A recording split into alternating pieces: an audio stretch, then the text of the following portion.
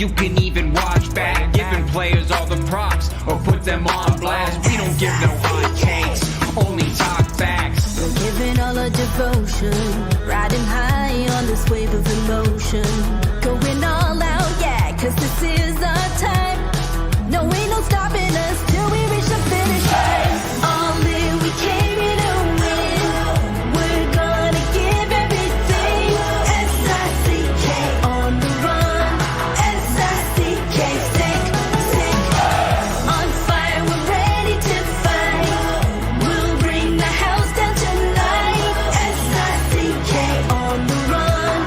S-I-C-K, sick, sick.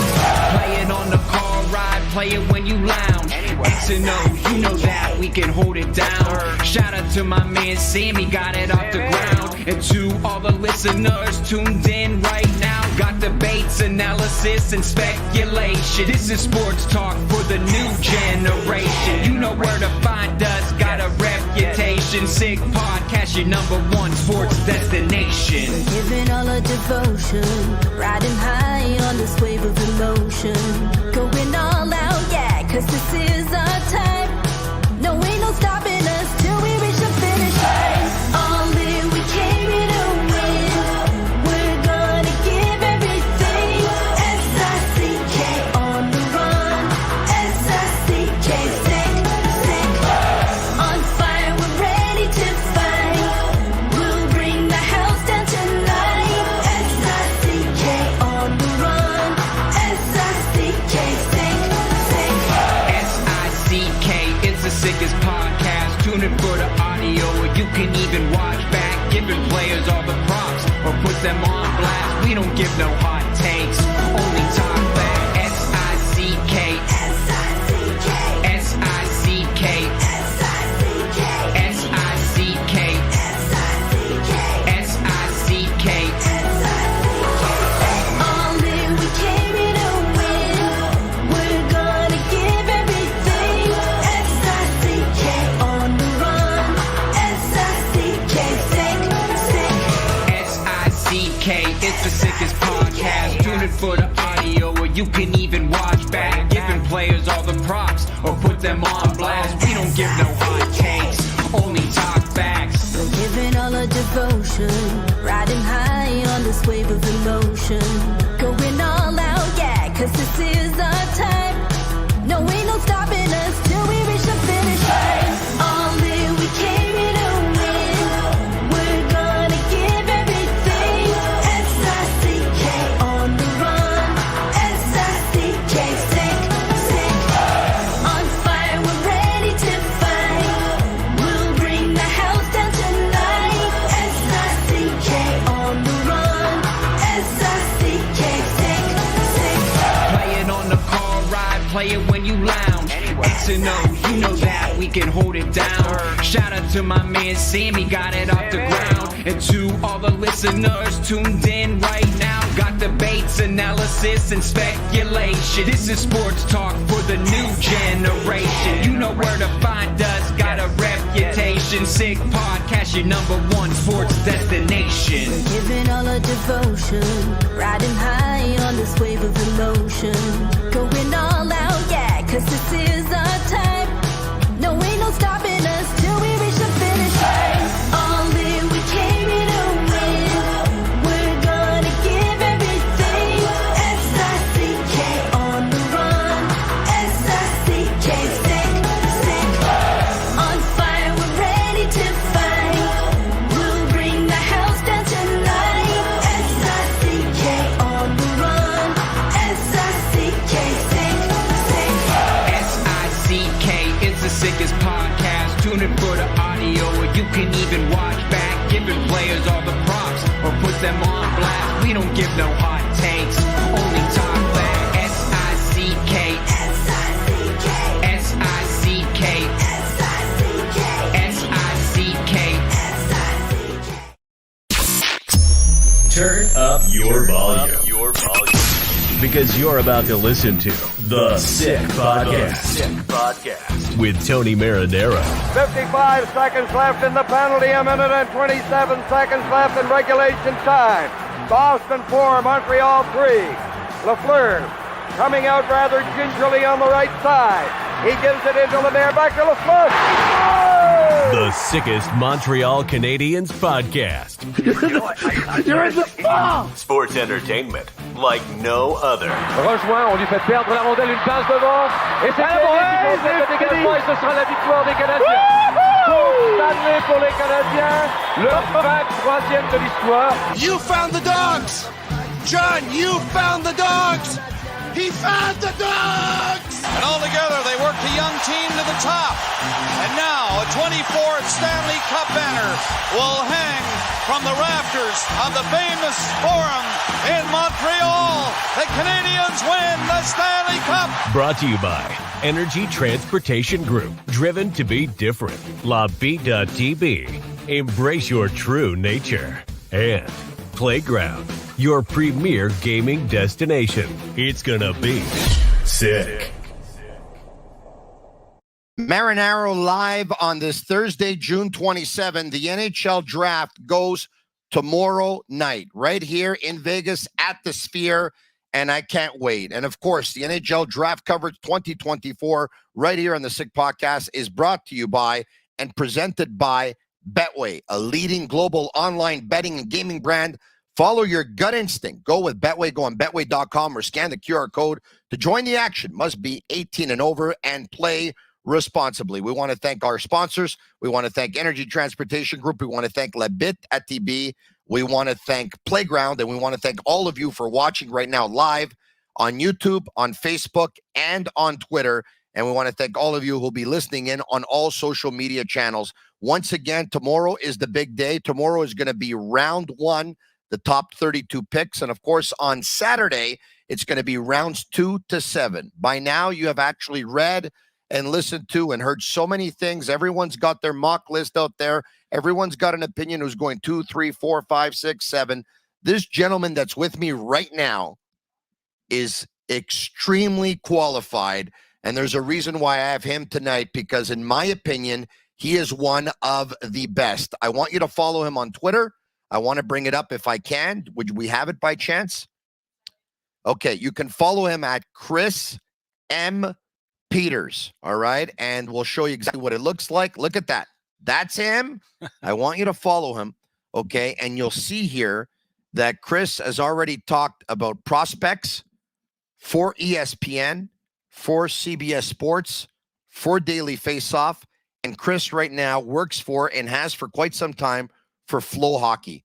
You explain to me everything that Flow Hockey does. Yep. If you can explain to everyone watching and everyone listening, this way they'll have an idea of your experience. Yeah, absolutely. So, well, just Flow Hockey is a streaming website where you can see a lot of live rights, where you've got college hockey, you've got junior hockey, you've got the ECHL, the SPHL, and so there's a lot of streaming games there. But then we also have a lot of content, and a lot of it is draft related, because obviously we cover a lot of junior hockey. So a lot of those players, and especially in the USHL, are draft eligible. They've had, upwards of 50 picks per year in the draft. So we've had those players on our air for the last couple of years. And, I think it's only continuing to grow. We've got a lot of the Canadian junior leagues. We've got a lot of Canadian AAA. We've got the CSSHL as well, which is where a lot of these top players are coming out of the Western Canada. And we've seen Landon Dupont, who just got exceptional status in the WHL, played his entire season on Flow Hockey. So you can see a lot of the stars of tomorrow there. Give us an idea of how many hours a day you put in studying all these prospects that we're going to talk about, because it's a body of work that takes a couple of years as you follow these players up until their draft year.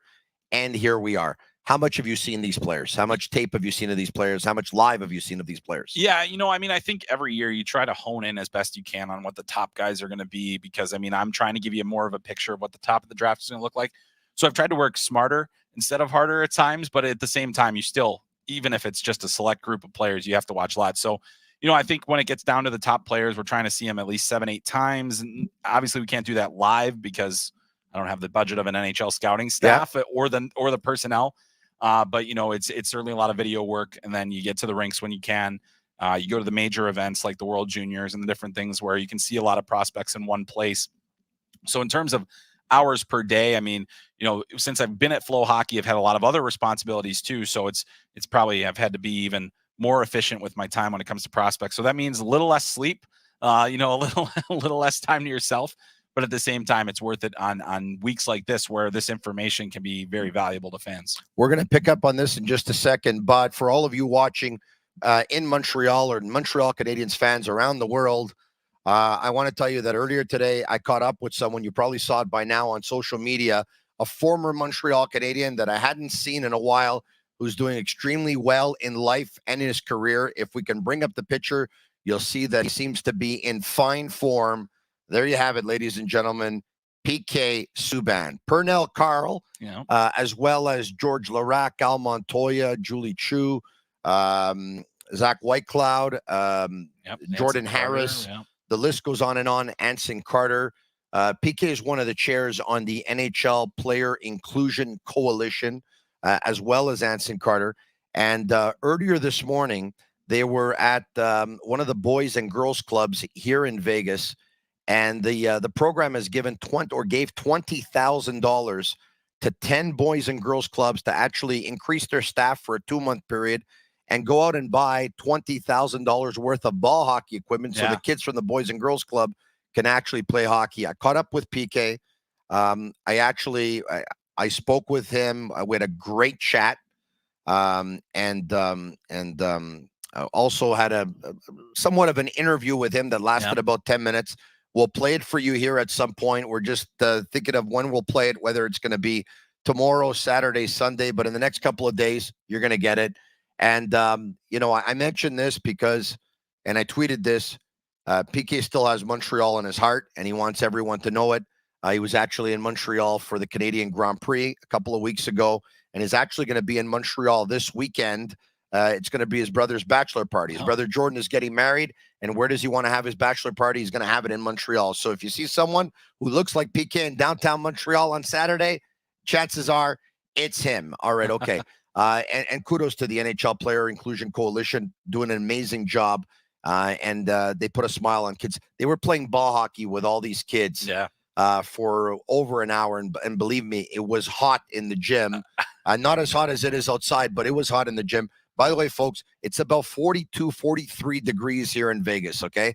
I feel every time I go out, I feel like Frosty when they removed his hat, and I'm about ready to melt, okay? All right.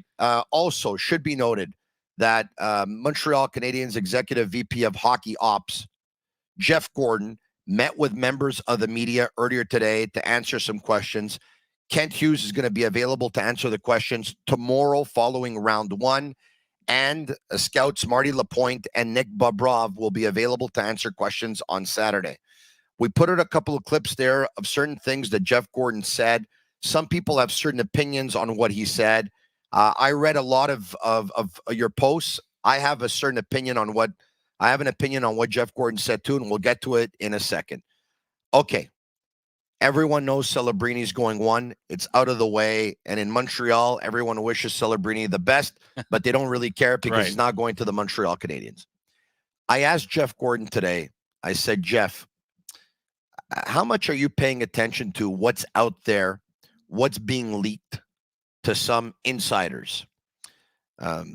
We're reading that some insiders are saying, oh, this team is going to take this guy. Yeah. When you read that or you hear that, do you believe it because you think they're connected and they're getting inside information? Or do you believe that it's wrong information that's being leaked so as it's a little bit of a misdirection for everyone? And he said, well, we're not going to go by what we hear or what we read.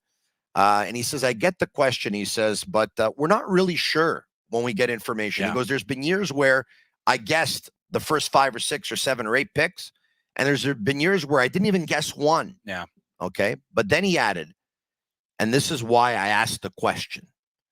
He added, what remains interesting here is to see what Chicago is going to do. Yeah. Because there's a lot of people who believe that Chicago will go with Demidov. And there's a lot of people that believe that Chicago will go with Levshunov. Whoever they go with can change the draft dramatically, especially if Chicago goes with Levshunov. There's a feeling that Demidov might be available for the Canadiens at 5. So I'm going to start with this. In your opinion, who do you think Chicago will draft, and who do you think Chicago should draft? Well, I think they are going to draft Levshunov, and I did have Levshunov number 2 on my board as well. And the reason that I had him there is that I think that he has the potential to be a number 1 defenseman.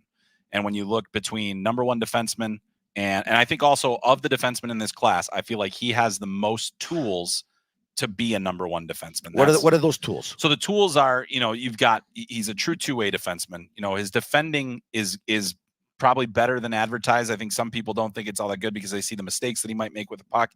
It's like he's still a big guy. He's close to 6'2". He's not quite 6'2".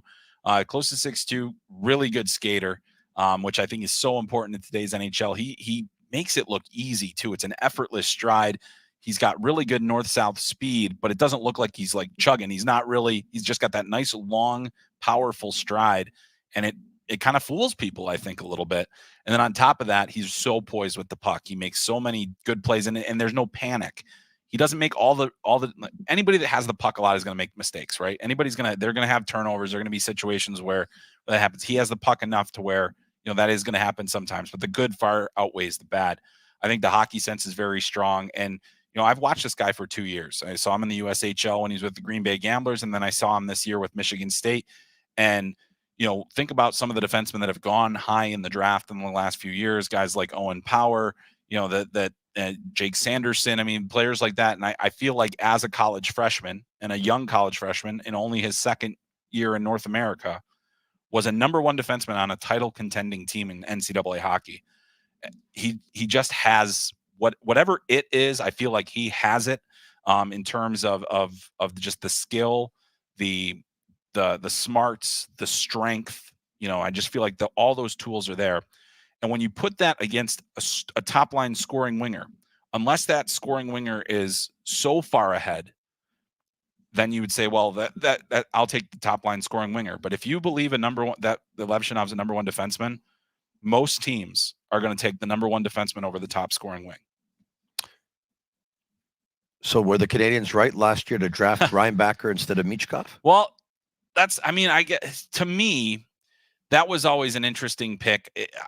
I was such a Michkov fan and still am. I think that the player is a hockey genius in terms of the way that he thinks the game offensively. But I can also understand the argument against it. And that's the thing is, if you don't think that Michkov, and this is why my list is my list, and I don't disrespect what the NHL teams think because they have a different set of information. They also have a different set of standards that they need to meet. And also they're trying to build a team. They meet with the players. They do psychological testing. So much that there's so much more that they do than what I can do. Would they probably talk to more coaches than we would because they're probably going back far back and exactly. And so I think that was probably the argument that Montreal had last year is we think Reinbacher can be either a top pairing, maybe a top 4 defenseman versus Michkov, and we're saying, okay, well, we're not quite sure about the compete. We're not, the size is definitely not great. Those are the kind of things that you might use as knocks on him. Mm-hmm. The thing for me is that as I've seen him play, I just think there are so few players that think the game the way that he does, the way that he scores goals, and the way that he has this just tremendous creativity. And if it were me in that scenario, I would probably have taken Michkov. I had him very high on my list. I thought that was a guy that, he's just a special prospect. We had the evidence against the KHL that he could score against KHL competition. And, I think in the end, they had to make that call. But yeah, I mean, if it was me in those shoes, I just feel like, to me, Michkov was always the guy that just kind of popped more. Whereas Reinbacher, I never felt like he's a true number 1 defenseman. And he still could be. I mean, there's a chance, however his development goes. But I definitely understand, and I think that's the same kind of conversation that we're having here with Chicago. Who do you think's a better player, Michkov, or will be a better player, Michkov or Demidov? I think Demidov is a more complete player. He competes harder. He's got strength to him. He's obviously bigger. I think that between the two offensively, Michkov is a superior talent in terms of his hockey sense, his hand skills, and his just outright scoring feel, the way that, how he feels to score goals. And so it just comes down to maybe Demidov with those more complete skill set could impact the game in more ways, and maybe that makes him more valuable. Whereas Michkov has this just incredible scoring talent where it's like, well, if we watch Nikita Kucherov and we say, I'll take as much of that as I can, and say, I think Michkov has that caliber of skill in him. And what a player, Kucherov. But I got to tell you, an extremely uncomfortable moment watching the NHL awards and one of the presenters trying to get Kucherov to say something.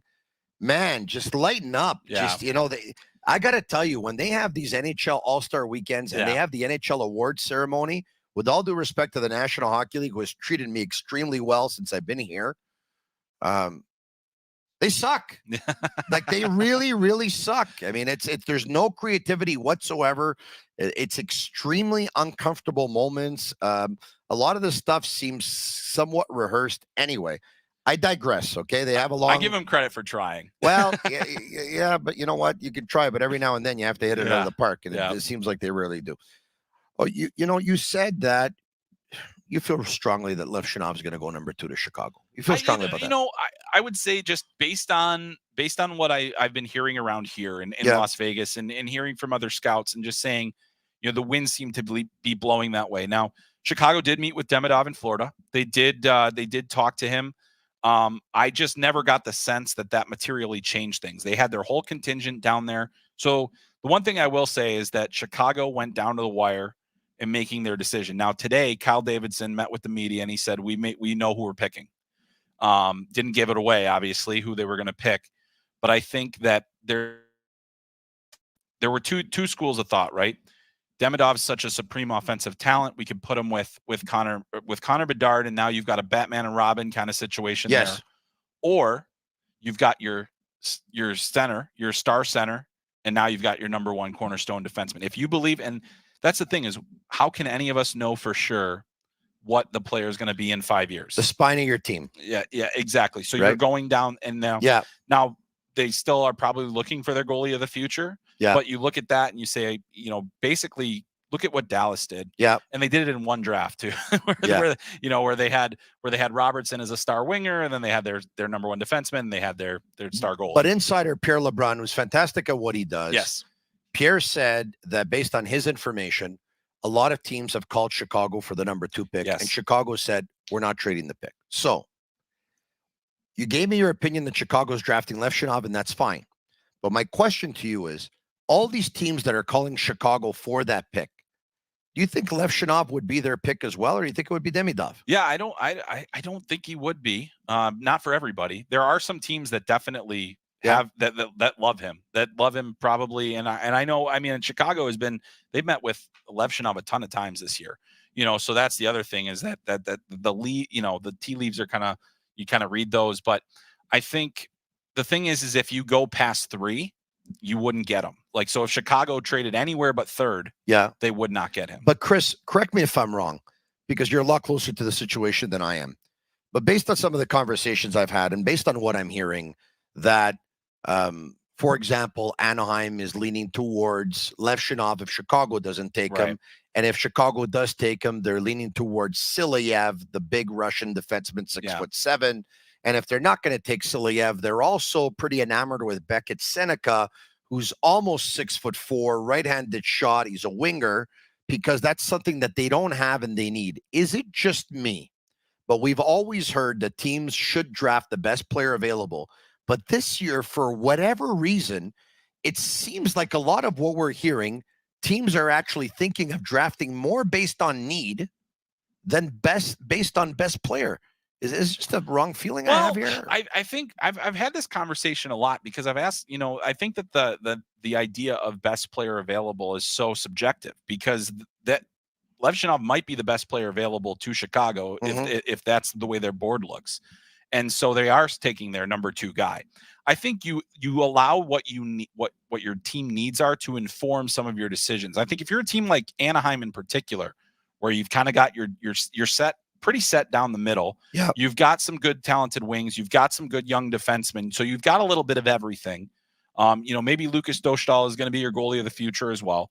So you're that's a team that I think can be a lot pickier with this next pick. And that's why I think there's, if I were a team looking to trade up, that's a team I would be targeting, because they have so many young prospects, and say, hey, can we give you something that's going to help you now to get 3? I think it would be a very high price in order to get that.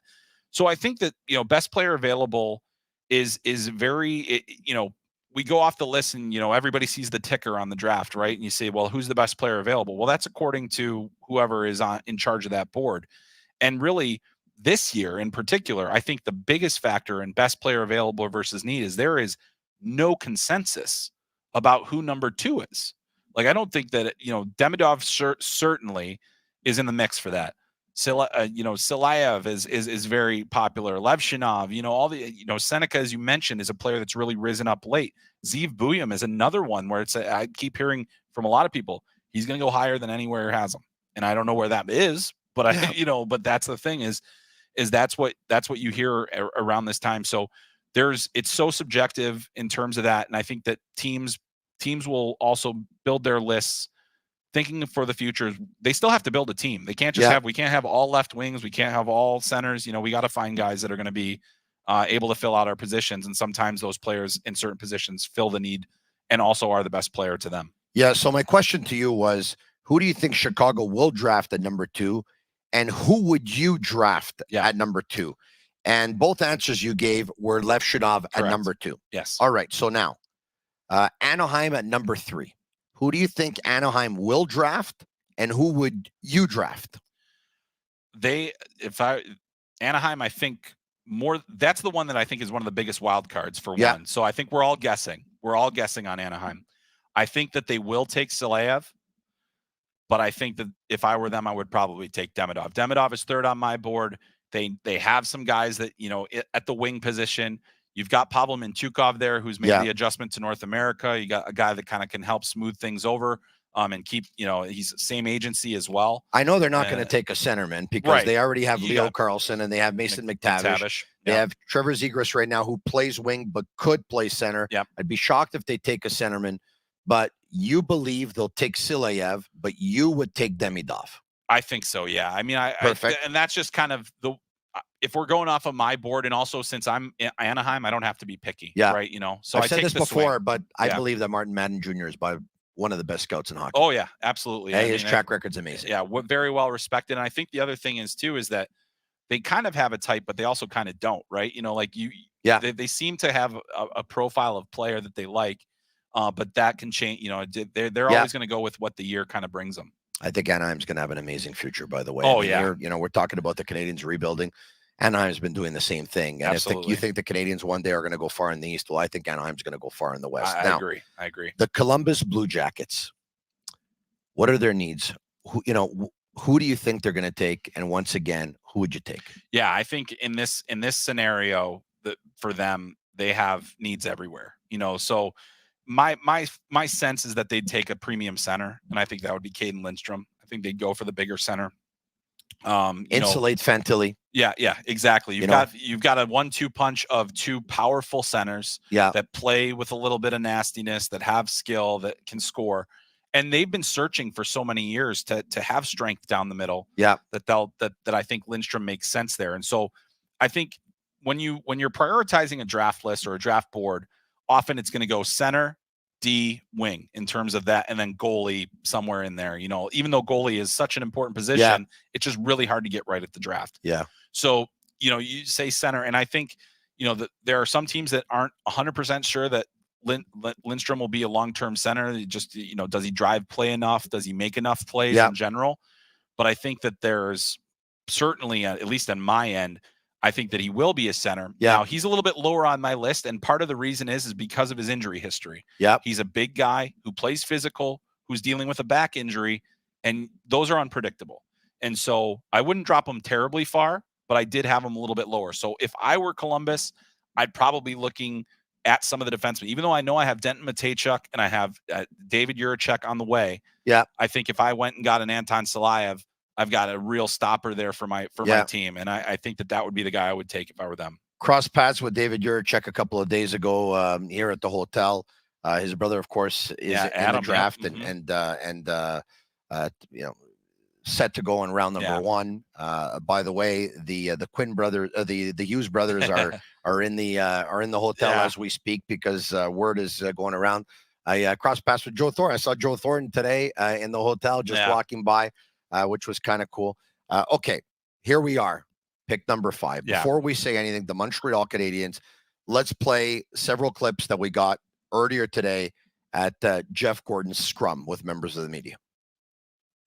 That he was going to meet with you in Kent today. Yeah, we met him today. First time. How did it go? It was good. He seems like a real good kid. He looks pretty fit, and you know, we didn't have a ton of time with him. He was seeing a bunch of teams today, but pretty impressive guy, and you know, his English was really good, and so it was nice to get a conversation going with him. But he seems pretty impressive. All right. We have anything else from Jeff Gorton from earlier today? I mean, I wouldn't want to lie to you. Yeah, I wouldn't want to lie to you and say yes, 100%, but I feel confident that we're picking 5. But like I said, 24 hours, the phone's still ringing, things are happening. But you know, listen, 5 is a great opportunity for us. You know, it's a season where you're a lottery team. You know, you want to take advantage in the draft of that type of year you had, right? All right. And there was one more where he was asked about your ability to make trades. Yeah, the commodities that you're willing to part with. Yeah. Make a trade. Where do you think it stands? I mean, I think that we are armed with a lot to make trades happen. So I feel like we're in a lot of conversations that we probably wouldn't be in if we were in a different situation. Okay. All right. Asked about the quality of his assets if he wants to make a trade. And he says, yeah, we got some quality to give up if we wanted to make a trade. Asked about the prospect of picking at number 5. Are you picking for sure? And but I feel very comfortable that we're picking at 5. Yeah. Okay. But now I want to go back, and I'm going to ask that we play this clip one more time about Demidov. And I want you to listen to every single word that he says. Yesterday that he was going to meet with you in Kent today. Yeah, we met him today. First time. How did it go? It was good. He seems like a real good kid. He looks pretty fit, and you know, we didn't have a ton of time with him. He was seeing a bunch of teams today, but pretty impressive guy, and you know, his English was really good, and so it was nice to get a conversation going with him. But he seems pretty impressive. All right. So we put this up there. And a lot of members, you know, a lot of fans said, you know what, he doesn't seem optimistic. I don't think it's going to happen. And he's someone that a lot of fans are pulling for, right? Because this fan base is starving for pure offensive talent, someone who can make you come out of your seat. And I don't think they've had that guy. Like, you know, Suzuki's great and Caulfield's great, but I don't think they've had somewhat of a magician since Alex Kovalev, okay? I have an opinion on this. I could be wrong. I think Jeff Gorton was like, he knew exactly what he was doing by answering the way he was answering. Okay. He wanted you to know right off the bat, first time. So if you think that we're really interested, and we've talked to this guy 6 or 7 times, he wants everyone to know it's the first time they're talking to him. This is what I think. I could be wrong. It's that, you know what? It's like, don't think we're interested. It's his first time. Okay. Then he's looking for stuff to say. Yeah, his English, it's good. You know, it's yeah, he's impressive. You know, but not more than that. It seemed like he was in a hurry to get through the question, to answer the question. Once again, I could be totally wrong, and I've been wrong before with body language and words and all that. I think he was kind of like bluffing it here on Demidov, and I believe, and I've said this, that if Demidov's available at 5, I believe they will draft him. I believe that. And if he's not, I believe they'll look at Lidstrom, or they look at Iginla, or they look at Seneca. My gut tells me that they're drafting a forward. Yeah. And once again, Jeff Gorton was asked, are you drafting a forward for sure? And he said, I know that Kent spoke with you guys and told you that we're leaning towards a forward, but Kent was having fun with you. And once again, he was trying to divert. He was trying to kind of like a little bit of a misdirection here. But so now I gave you my opinion. You heard what he had to say. I'm going to ask you, if Demidov is available at 5, and let's just say Lidstrom is available at 5, or let's just say Seneca is available at 5. Let's just say Iginla is available at 5. Who do you think they'll draft with the 5th pick? Well, yeah. And who would you draft? Yeah, in the case of, you know, if Lindstrom's there, I do think that complicates the discussion. I do think that complicates the discussion. I just think that there's a chance that he's not He's not going to be there. If it were me between those two, it's Demidov. And I think that is the pick. Even knowing that the center usually carries correct more weight, correct. because it's the difference between the two players for me is that Demidov is a better playmaker. I think that he sees the ice better. I think that he has, even though he's not as big, he has power elements in his game. He has strength. Lindstrom's the better skater. I think that he might, he's got real good scoring talent. He's definitely more physical and able to impose his will a little bit more. But I think that Demidov has a little bit more refined offensive capabilities. But I do think that there is a tremendous amount of value placed on the bigger center and the power center. And that's the thing that'll, if it's between those two players, that's going to be a discussion to be had. And the other thing, going back to what you were saying about Jeff Gorton, I think, there's a poker face there for sure in terms of we don't want to give anything away. You were there when we talked to Demidov yesterday, and he said, I met with the Canadiens multiple times and that I have a meeting with them tomorrow. And that, obviously the Canadiens were down in Florida as well. And as were so many other teams. Yeah. Bob Robin LaPointe were. Yeah. And that, the fact is, like, Nick Bobrov's, his presence on the staff allows the Canadiens something that most teams don't have. And that's a senior decision maker able to go in and see the player if they wanted to. With his being Russian and having worked in SKA and having done, there's an opportunity there. So the question is if he is there at 5 and they don't take him, I don't think anybody would have had better information on the player than Montreal. We could say the same thing for Michkov a year ago. 100%. Yeah, exactly right. And that's the thing. And that also gives you a little bit of more, when that happens, right? Like you're just like, what do they know that I don't know? And because that's certainly possible.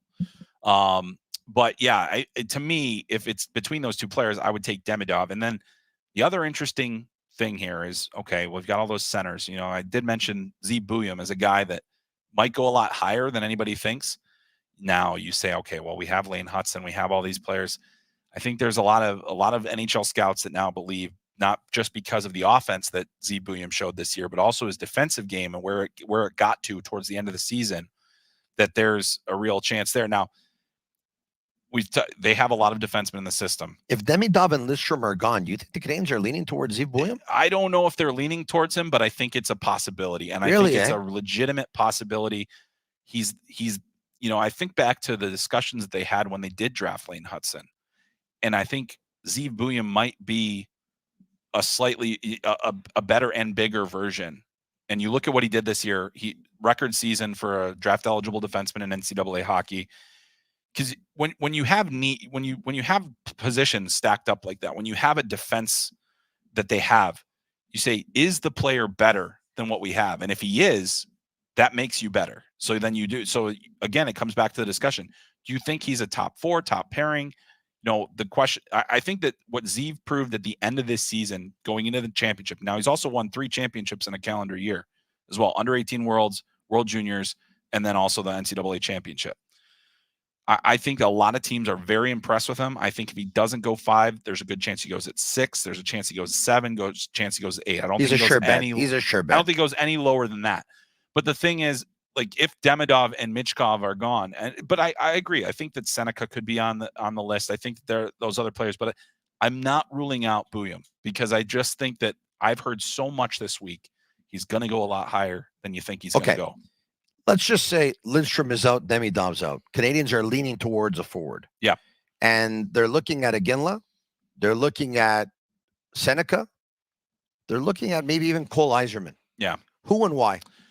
I would probably lean slightly to Tij Iginla.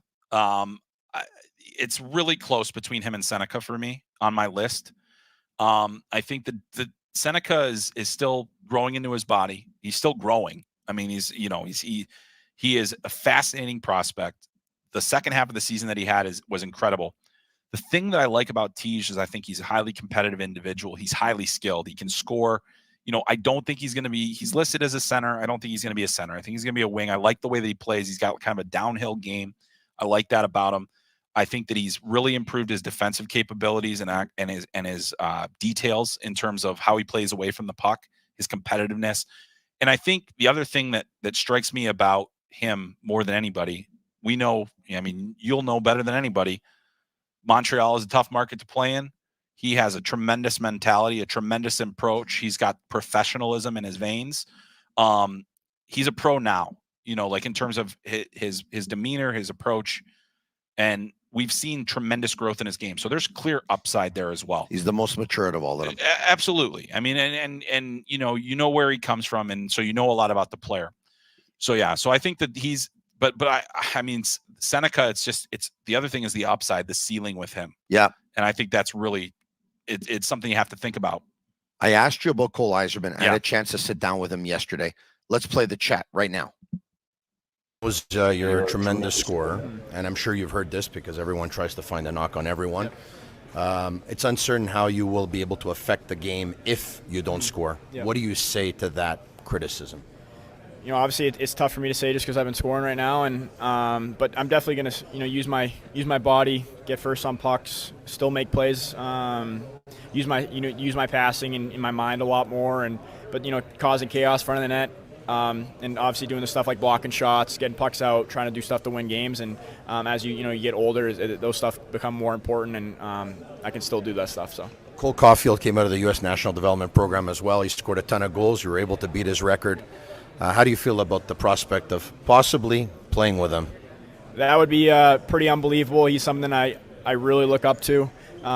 He definitely creates paths for kind of players like us, where your goal scorers, and they kind of think what else would he do and this stuff. And I think he's shown why you take a guy like that and they can improve in every single other category when the hardest thing to do is scoring. And I think that's I look up to him, and I'm hoping to that'd be pretty cool to play with him, and I think we'd have fun together. You've scored at every level, but the National Hockey League is the hardest league in the world to score on. And why do you believe that the type of game you have or the type of scorer you are will translate to the National Hockey League level?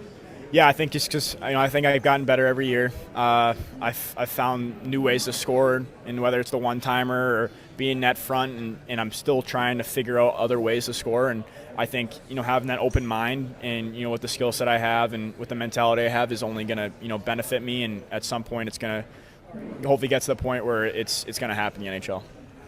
Thank you. All right, there you have it. All right.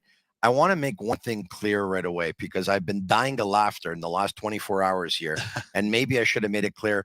I actually, yesterday after the podcast, I read some messages that I hadn't seen during the podcast, and there were a couple of messages that came up saying, okay, I'm worried here. Tony's taller than all these guys, right? And I'm 5'9.5", give or take, okay? Folks, all the players I had a chance to talk to yesterday, Demidov, Eiserman, Zeev Buium, all these guys that I talked to yesterday, when we interviewed them, they were all sitting down on a chair, folks. Okay? They were all sitting down. Yeah. I'm not taller than them. Okay? No. I'm not taller than Demidov. I'm not taller than Eiserman. I'm not taller than Berkeley Catton. I'm not taller than Zeev Buium. I'm not taller than them. Okay? So don't worry. All right? I saw some of those popping up there too, and I was laughing a bit. But yeah, I mean, and the thing is though, the height situation, the differences of 1 inch, an inch and a half. I mean, it's amazing. Zeev Buium popping a 6 foot at the combine was like big news because all of a sudden he is over 6 feet. Okay, well, we got that. Yeah, so it matters. Earlier today, the San Jose Sharks and their GM Mike Greer made a trade. He traded away pick number 14 and pick number 42 to the Buffalo Sabres to get pick number 11. Yeah. All right. When it's a deep draft, there's a lot of teams that wouldn't do this. If you do it, it's because you think there's a player that's going to be around at 11 that you really, really want to have. And you know what? When you really, really want to have a player, give up the extra pick and go for him. This is a very top-heavy draft for defensemen. Yes. A lot of people believe that Mike Greer, who needs to add a quality defenseman to his team, did this trade for that reason, because Levshunov's probably going to be gone. Sileyev may or may not be gone. Buium will probably be gone. But Dickinson is there. Parik is there. Yakimchuk is there. And so many others. However, there's a lot of people that also believe a forward like Cole Eiserman will be there. Yeah. He's an American. So is Mike Greer. He was in the U.S. National Development Program. So are a couple of players that the San Jose Sharks have. Is there any chance they're looking at Cole Eiserman, or you think they're looking at a defenseman? I think there's a chance, but I just think that there's such a need on D, and it's not just 11 is the range where I think like 14 is you might not get one of the top 6 defensemen. So once again, this has become a needs draft then. Well, it just seems this way. In some ways, but I also think that Cole Eiserman has slipped a little bit in terms of, the appeal of the goal scoring talent. And I also think that at 14, he's probably there. I think he'd be there at 14. You think he's going to be there potentially at 14? Really? I mean, geez, 1 year ago, this guy was at number 2. I know. Right? I know, 3. I know. And that the reason being is that I think we were hoping to see more progression in his overall game. Now, Cole has definitely worked on elements of his game. His off puck play still needs work, and he's not a great playmaker. He's a shooter. He's a pure shooter. He's a volume shooter. And sometimes he makes the wrong decision on when to shoot. When those lanes get tighter in the NHL, that becomes a bit of a concern. Now, the other thing is, I feel like Cole Eiserman is a really good boom bust kind of prospect. Like he's either going to be a 40 goal scorer. So you think there's a chance his game doesn't translate to the National Hockey League level? I believe why? Because he can't get into this. He won't get to the space, or no, he'll go. Like he's competitive. I want to make that clear. He doesn't. It's not that he's not competitive, because he is, and he gets to the interior. But the thing is that his best goal scoring is exterior shooting. I mean, it's really a power play thing. I could say the same thing for Cole Caulfield. Well, yeah, absolutely. But the one thing that I think is a difference between Cole Caulfield and Cole Eiserman in particular, Cole Caulfield, I feel, has a better feel for the game offensively. I feel like he understands when to pop into space. I feel like he understands how to get to the places that he needs to be to score goals. And I don't necessarily always think that about Cole Eiserman. The other thing is that NHL teams are a little bit, if you're not a play driver, you need somebody that can be a facilitator. And so do you want to use a top 15 pick on a player that's going to need somebody else? Right? Like that's the thing. And so, but what if you have that somebody else in house? If you and they do. Yes. San Jose does have that. They have Will Smith. They have Macklin Celebrini, who's a really good playmaker on top of it. So that it's certainly possible. And yes, he's very close with Macklin Celebrini, very close friends. We're together at Shattuck St. Mary's. Yeah. I had even wondered if Mac would consider going back to BU to play with his buddy and his brother. Look at that. But he intrigues I don't me think though. So yeah, he does. A couple of months ago, someone Yeah. whispered in my ear, the Canadiens believe Eiserman's a scorer. Yeah. Right. Yeah. We know that, right? This guy scored a ton of goals, but a scorer and only a scorer. Yeah. And that was my question. Like, what do you make of the criticism? Some say that if you're not scoring goals, you're not impacting the game. I think he gave me some really good answers. He talked about Cole Caulfield, how he really looks up to Cole Caulfield. Take a look at what's going on with Cole Caulfield. They're trying to make Cole a better player. They're trying to make him a more all-around player. He's shown the commitment he has. I'm going to do the same thing. I'm trying to do the same thing. I just find it curious that after I heard that and I said, forget about Eiserman at 5 for the Canadiens, it's not happening because based on the info I was given. But now I find out that they interviewed him today. Yeah. Like, I don't know. Like they interviewed him today. Don't you find that a little bit odd? They have the 5th pick. Yeah, I don't think it's odd because I think you have to do your due diligence. And I think that even when you are a top goal scorer, it is, but that's the thing. If your one trait is anything, goal scoring is probably the best thing it can be, right? If that's the hardest thing to do in the game. Hardest thing to do. And he has an elite shot. He does get it off very well. He has the best one-timer in the draft too. I mean, on top, it's between him and Macklin Celebrini. I mean, both of them. You imagine Shattuck St. Mary's having both those guys in the same power play. But like that's to me, he will find ways to impact the game. I just think that he didn't have a great close to the year. Yeah. And at 5, it's obviously way too rich for me. But I think at 11, you can have that conversation. But I just think because San Jose needs so many things, if you can get one of the top 6 defensemen in this draft, Yeah. you are getting a massive impact player within your system. All right. Okay. So let's recap. San Jose will take Macklin Celebrini, and you would take Macklin Celebrini. Chicago will take Levshunov, in your opinion, and you would take Levshunov as well. You believe Anaheim will take Siliev, but you would take Demidov. Columbus, you believe, is leaning towards Caden Lindstrom? I believe so. And the Montreal Canadiens are leaning towards? I would say, in that scenario, Demidov. And you would draft Demidov. And I would draft Demidov. Okay, so let's do this pretty quickly because we promised the top 15, okay? So if those guys are gone, Utah at 6. I think this one's a real debate. I think Seneca's an option, but I think I'm going to go with Zeev Buium here. Zeev Buium for Utah. Ottawa at 7. And Ottawa at 7, I think that this is one where, you could certainly see some D go, and I think it'd be Sam Dickinson. Seattle at 8. Seattle, I think if they're also going to go defenseman, I think if those guys are gone, I think it would end up being Carter Yakimchuk or Zane Parekh, and I'd probably say Yakimchuk in that scenario. I think it's pretty easy to say where Calgary's going to go. Yeah, I mean, I think that Tij is if he's still there, it's very reasonable to have him there. I didn't mention Seneca either, but I think he's going to be an option in any one of these picks as well. But yeah, Tij Iginla,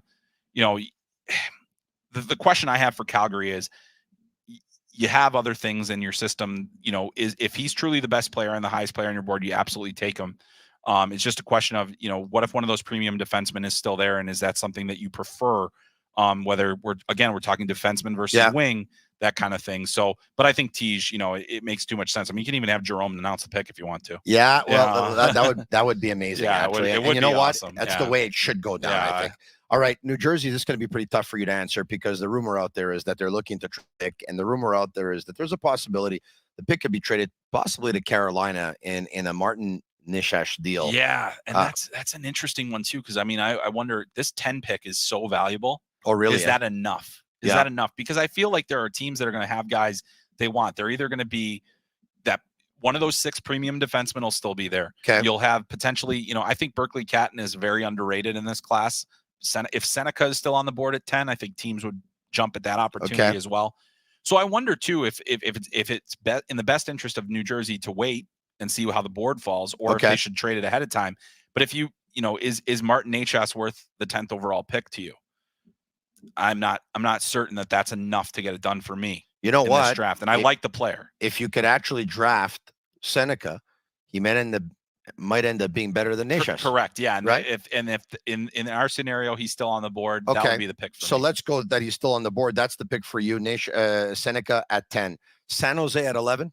And this time Zane Parekh would be the guy. Okay. I'd go defenseman. I think he's you got to get a defenseman there. Philadelphia 12.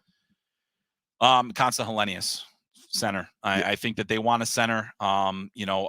Between him and Catton, I personally prefer Catton, but I think more people prefer Hellenius. This guy's a machine, by the way. Yeah. And I'm not talking about Constant. I'm talking about Chris Peters.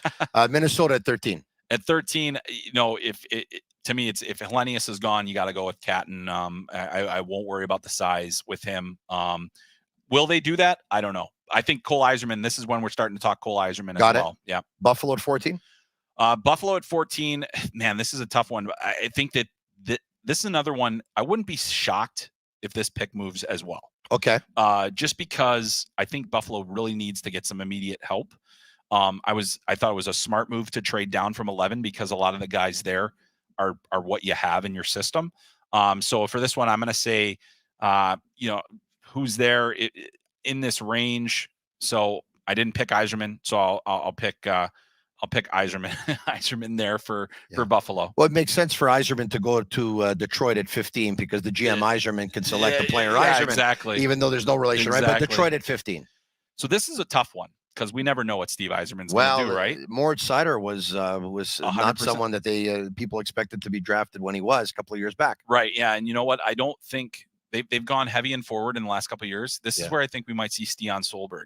They have a good track record of European players and especially Swedish players. Right? Yeah. And Solberg, Norwegian. Yeah. So and he'll play in Sweden next year. So he fits kind of their profile, their mold. Okay. Yeah. Very, very quickly, why don't we bring this up? Okay. I just want to bring up your top 64 picks because that would mean the first 2 rounds. Okay. Yeah. Let's bring them up if we can. Let's go to the top 15 or so. Okay. Celebrini, Levshunov, Demidov, Sileyev, Kat, and Buium, Lindstrom, Perek, Dickinson, Yakimchuk, Seneca, Iginla, Konstantinius, Cole Eiserman, Nygaard, and Adam Jiricek. Next. Michael Hage, Jet Luchenko, Chernyshov, Trevor Connolly at 20, Artamonov, Sasha Boisvert at 22, EJ Emery at 23, Ellick, Solberg, Surin, Baudouin, Parasak, Hemming, Gridden, Greentree, and Dean Letourneau. That's your top 32. The Canadiens have the 26th pick. Personally, I think they're going to trade the pick. Yeah, okay, that's certainly possible.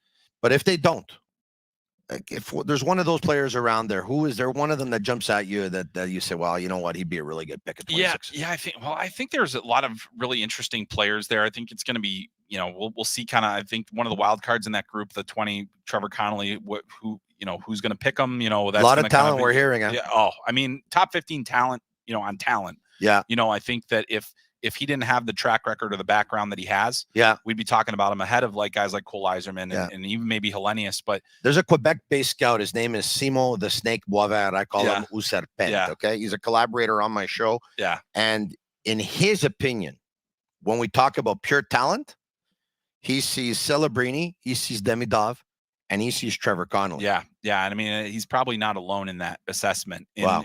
Because of the skill and the speed. Yeah. He's 6'1" and he's rail thin still. He's got a lot of growing to do. Yeah. And he's going to Providence College where he's going to get a lot of that time. But, again, it just comes down to what you're willing to, because it's not just that there's things from the past. There's also just, maturity, kind of like, is he there? How is he going to fit into our group? He took that, unfortunately, his very last act of the entire season was taking a major penalty in the gold medal game at the World Under-18 Championship, and Canada scored 3 times on that major. So, that's a tough way to go out on your draft year. That's not good. Yeah. Okay, let's bring up some of your other projections to have there. But you know what? I'm going to rush through it and basically say this. From picks number 33 to 64 here, Kleber, Wallinius, Cole, Hutson, Muse, Ricci, Mutinen, Mustard, Stiga, Pedersen, Pulkkinen, Eriksson, Badinka, Dzeko, Howe, Basha, Mugli, O'Reilly, and I'm going through a bunch of names here: Vanacker, Morelli, Kiwiharu, Wetch, Brunicki, Zimmer, Masse, Danford, Frage, Skayan, Fisher. Correct me if I'm wrong, if I'm getting some of them wrong. No, you're all good so far. Yeah. Galvis, Yegorov, Allard, and Atos Koivu, Saku's son. All right. In the last tier of players there's 2 names that caught my attention: Cole Hutson, and Atos Koivu. Cole Hutson, younger brother of Lane Hutson, and Atos Koivu, Saku Koivu's son. What kind of players are they? These 2 players. So Cole has a lot of similarities to Lane. He's not quite as dynamic as Lane is. I think the hand skills that Lane has are just they're better than most forwards. So you got that element to him, but he's created more of a goal scoring element. I think he's defending well for his size. He is a little bit taller than Lane was. Lane was 5'8" in his draft year. Yeah. And Cole is 5'10". He dealt with an ankle injury, played through it. His last game of the season was that game against Canada at 5-on-5. He was outstanding, absolutely outstanding. Played tons of minutes. And I thought if that's what he can be, there's a chance for him in the NHL. The question, I'm way higher on him than I think a lot of people are. I think that there is a potential that if he continues to fill out and he continues to add more of that dynamic element, he's got the skating ability, he has the smarts, he has the competitiveness. I think he could be a top 4 defenseman in the right situation. Not everybody agrees, but we'll see where that goes. As far as Atus Koivu is concerned, he has had a bit of a whirlwind season. He wasn't really on the radar coming into the year. He wasn't even on the Holinka Gretzky Cup team for Finland in a weak year. And he played his way onto a top 6 role for their under-18 team. 2-way presence, highly competitive, good pace. I think that the offense is still coming. I don't think that we've seen all the skill yet, but he thinks the game well and he competes. And I think that in tandem is really helpful. And he's another kid A lot of growing left to do, a lot of strength to build. He's going to get better because if there's one thing the Koivu family has, it's work ethic and determination. 100%. Right? And he's earned everything he got. And he played pro in Liga this year. Yeah. You know, which was, no one expected that of him. He didn't expect that of himself. And then all of a sudden it happens and he really got on the radar and then got some great international exposure. So it's good. Folks, follow this guy on Twitter at Chris M. Peters from Flow Hockey. When it comes to talking about prospects, I think you had a chance to see and hear for yourself. Guy's amazing. He's really, really good. And you know what? There's a big reason why I have you on tonight, the night before round 1 of the NHL draft. And thanks so much for coming by. Thanks so much for meeting me here. And thanks so much for doing this, man. I really appreciate it. My pleasure. Thanks for thinking of me. And it's, it's great to talk to all the great fans of Montreal. I bumped into him yesterday at that event that some of the prospects were having. And I'm like, Chris, I want you on my show. I've been trying to get in touch with you for a while, but he wasn't following me on Twitter. The good news, he is following me on Twitter now. So we corrected that. And I actually even got his number, and here he is. Thanks so much to everyone watching. We're going to be live at the NHL draft tomorrow, and we're going to give you some live reactions from the draft. And then once the draft is over, at the same time, 10 p.m. Eastern, I'm going to come back on live again with the Sick Podcast. If you like the podcast tonight, share it with your friends. Comment Sick, S-I-C-K. It's our way of feeling the love, and leave us a 5-star review on Apple if you can. It's very much appreciated. For Chris Peters, I'm Tony Marinaro. Special thanks to Shane Gomal, Juliana Cavallaro, Anthony Marinaro, Agnello Cavallaro, Rosa Cavallaro, and Rosa Mariani, and everyone at the Sick Media Agency team. And once again, the NHL Draft Coverage 2024 has been brought to you and presented to you by Playground. And I also want to thank, of course, our sponsors. And I want to thank our sponsors, Energy Transportation Group. Energy Transportation Group, of course, is a leading full-service logistics provider serving all of North America. Also want to thank Bittt at Tibi, winner of a dozen international awards. They offer quality microbrewery beers made with premium ingredients for everyone's taste. Bittt Tibi, embrace your true nature.